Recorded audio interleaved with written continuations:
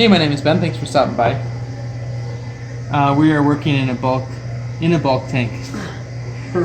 No, that would be in the bulk tank down there, but we're not in the bulk tank. We're working on a bulk tank compressor here.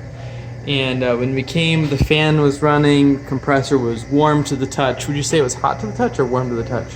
I would say it was hot. Hot to the touch on the top of it. It's pretty hot. I almost can't keep my hand on it. And so the contactor was pulled in, we checked the voltage coming in, we checked the voltage coming out, and it was the same. So we knew that the compressor is getting voltage. But, so the next thing to check, since this is a single phase unit, was the start components, which are in that box right over there. And we found this. This is a start capacitor that has blown out. You can see that little like hole there is a spot where it can relieve pressure. So that has definitely failed. So we put a different start capacitor in there. The concern is that possibly the start relay, which is a little white switch, is that a screw in there? Yeah, here, let's show them really quick. The start relay possibly is stuck, and if that's stuck and it leaves the start capacitor in the circuit, it will actually cause the start capacitor to explode.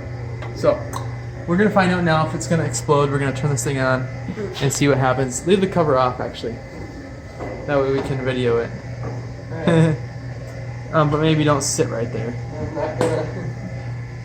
So there's a chance that it will start. There's also a chance that it won't start. But we have no way of knowing until we do this.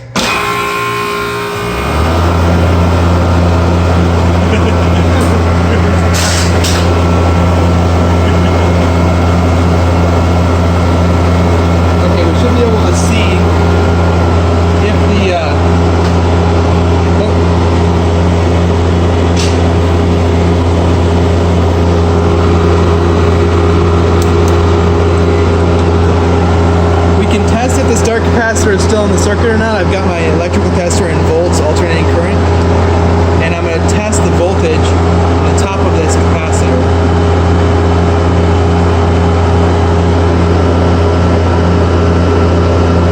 And we do not have much for voltage at all.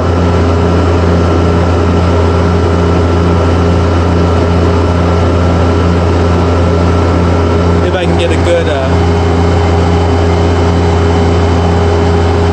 okay, there, I've got a good solid grip on it there. So we don't have voltage there, so that's good. So the relay did its job and it has turned off the start capacitor. I'm just going to test the run capacitor here.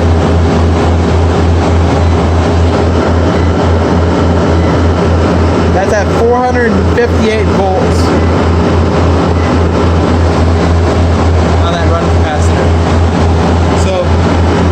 Thankfully,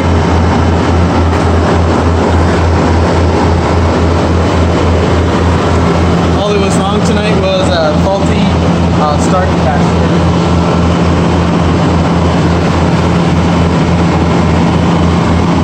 Yay! We get to go home, so that's a positive outcome. We were suspecting the compressor, because this compressor is pretty old. Late at night, so we didn't want to replace the compressor. Yeah, not really.